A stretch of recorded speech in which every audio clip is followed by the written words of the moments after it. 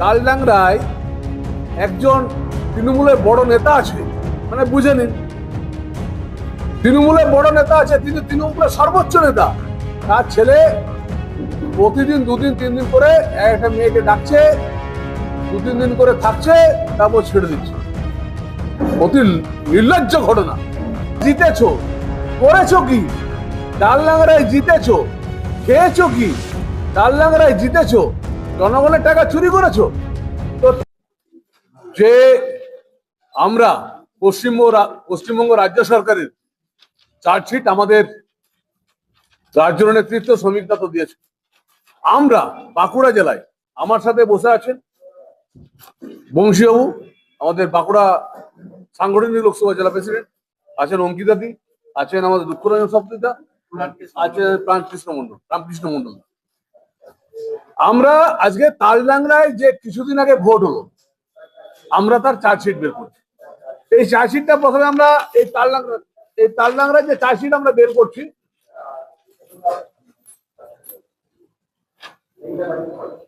Chargesheet কেন না, chargesheet হচ্ছে জবাব চাই তালডাংরা। তালডাংরায় জিতেছো, করেছো কি? তালডাংরায় জিতেছো, খেয়েছো কি?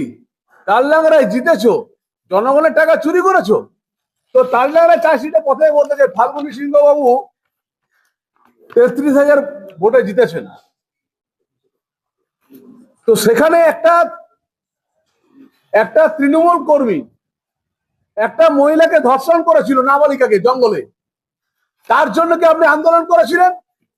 না তার জন্য আপনি নিরাপত্তা সুরক্ষিত হোক এটার জন্য বলেছিলেন? একবারও বলেননি। আপনি এখানে ব্যর্থ। আপনি তালডাংরায় যে গ্রামীণ হাসপাতাল আছে, আপনি কি করেছেন? বিষধর সাপ ঘুরে বেড়ায়, তাই তো? বিষধর সাপ ঘুরে বেড়ায়, কি করেছেন? কোনো কিছু কাজ করতে পারেননি। ফাল্গুনী বাবু, আপনাদের নিকাশির জন্য 300 বিঘার আলু নষ্ট হয়েছে চাষিদের, তার জন্য বিধানসভায় সোচ্চার হয়েছেন? হননি। আপনি ব্যর্থ। সিমলাপালের সদ্য রাস্তা তৈরির হাত দিলে উঠে আসছে আস্তরণ। কত টাকা ঘুষমানি কাটমানি দেবেন? তালডাংরার জেলা সভাধিপতি কত টাকার কাটমানি খাবেন? যে আপনি রাস্তা করাচ্ছেন জেলা পরিষদের, সেই রাস্তা হাত দিলে উঠে যাচ্ছে, নোংরা জল খেতে হচ্ছে। আপনার জয়পান্ডা নদীর জরাজীর্ণ ব্রিজে দুর্ঘটনা লেগে থাকে, তাও দেখছেন না। মোরাম পাচারের সঙ্গে তো জেলা সভাধিপতি যুক্ত, তার স্বামী আবার জেলা সভাপতি নাকি শুনছি। হ্যাঁ, সব তৃণমূলের। সে তো আবার তার বাচ্চাকে, তার ছেলেকে নাকি শুনছি, আমার জানা নেই, আমি শুনলাম। তালডাংরায় একজন তৃণমূলের বড় নেতা আছে, মানে বুঝে নিন তৃণমূলের বড় নেতা আছে, তিনি তৃণমূলের সর্বোচ্চ নেতা। তার ছেলে প্রতিদিন 2-3 দিন করে একটা মেয়েকে ডাকছে, 2-3 দিন করে থাকছে, তারপর ছেড়ে দিচ্ছে। অতি নির্লজ্জ ঘটনা। তিনি আবার বড় তৃণমূলের অফিসে সাংবাদিক সম্মেলন করেন, তার ছেলে মহিলাদেরকে পরিষ্কার ভাবে স্বঘোষিত ভাবে মানে ডেকে এনে ঘরে রেপ করে আবার 2 দিন করে পাঠিয়ে দিচ্ছে। লজ্জা করে ব্যাপার, এটা তালডাংরা সবাই জানে। আর হচ্ছে আমাদের কথা হচ্ছে যে আমাদের সাংসদ বাবু, তাকে বলবো যে একটু প্রতিবাদের স্বরটা, ওই যে আপনার প্রতিবাদের স্বর হয়ে উঠুক। আপনার যিনি জেলা সভাপতি আছেন, তার পরিবার কি করে এত লক্ষ লক্ষ কোটি টাকার মালিক হলো? আমরা 3 বারের সাংসদ, অনেকবার পুলিশ চেষ্টা করেছে, কিন্তু কিছু করতে পারেনি। ও কি এমন করলো যে এত বালি খাতের এসে যে মৃত্যু হয়েছে? সেটার জন্য তো ওই জেলা সভাপতি ও জেলা সভাধিপতি দোষী। তার এত নাইট অ্যাঙ্গেল বাস হচ্ছে, কি করে হচ্ছে? আমি ওরকম করবো এই আপনার বিধায়কদের বিরুদ্ধে সোচ্চার হন। আপনি নিজে এত বড় বড় কথা বলেন, করছেনটা কি? তৃণমূল তাই বলবো, পাল্টানো দরকার, চাই বিজেপি সরকার। বাংলা মানুষ তাই বারবার ডাক দিচ্ছে, বাঁচতে চাই বিজেপি, তাই বিজেপি বাঁচাবে, তৃণমূল চুরি করবে।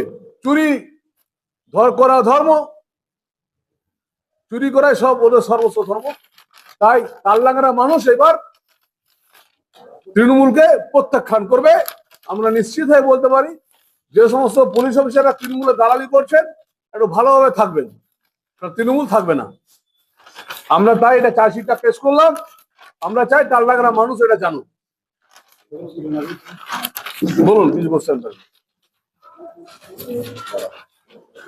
সরকারি প্রকল্পে কাটমানি জোড়াতে উঠতে অর্থাৎ দুর্নীতিতে উঠতে বিশেষ হেল্পলাইন নাম্বার চালু চোর ওই জেলা পুলিশই তো চোর। এই জেলা পুলিশই তো চোর। চোর চোর পুলিশ চোর। বাঁকুড়ার পুলিশ চোর, পশ্চিমবাংলার পুলিশ চোর। এই পুলিশগুলো তো চুরি করছে, প্রত্যেক জায়গায় পুলিশ চুরি করছে। এই চোরটাকে আগে ধরতে হবে। এই পুলিশগুলোকে চোর, এগুলোকে ধরতে হবে। পুলিশ হেল্পলাইন দিচ্ছে বেশি করে চুরি করার জন্য।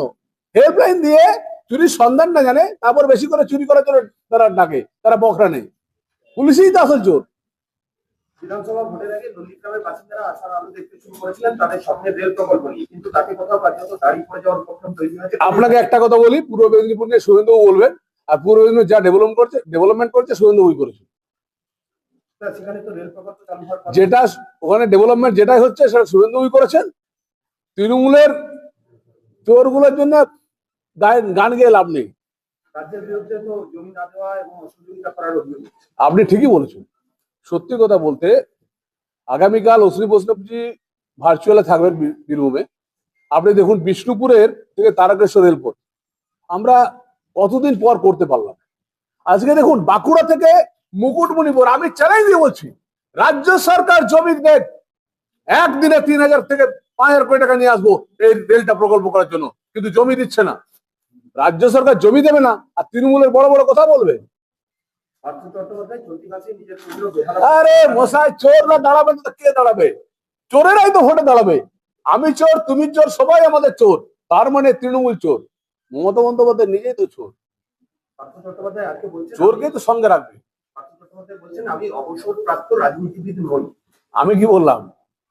ওখানে অনুব্রত বাবু দাঁড়াবেন, পার্থবাবু দাঁড়াবেন। পার্থবাবু তো গার্লফ্রেন্ডের কাছে কত 1 কোটি টাকার উপরে পেয়েছিল, তাই না? 50 কোটি। স্যার ভাবা যায় 50 কোটি ব্যাপার। চোরেরা ভোটে দাঁড়াবে না তাই হয়? পশ্চিমবাংলায় তো রাজ্য প্রশাসনে পুলিশ প্রশাসন থেকে শুরু করে জেলা আধিকারিক সব এমন চোর করে দিয়েছে, বসিয়ে দিয়েছে, যে এটাই যেন মনে হচ্ছে, এটাই চুরি না করতে পারলে মনে হচ্ছে মানব ধর্ম পালন করা সহজ নয়। মানে সত্যি নয়, চুরি করাটাই হচ্ছে অরিজিনাল কাজ মানুষের। এটাই তৃণমূল শিখিয়েছে।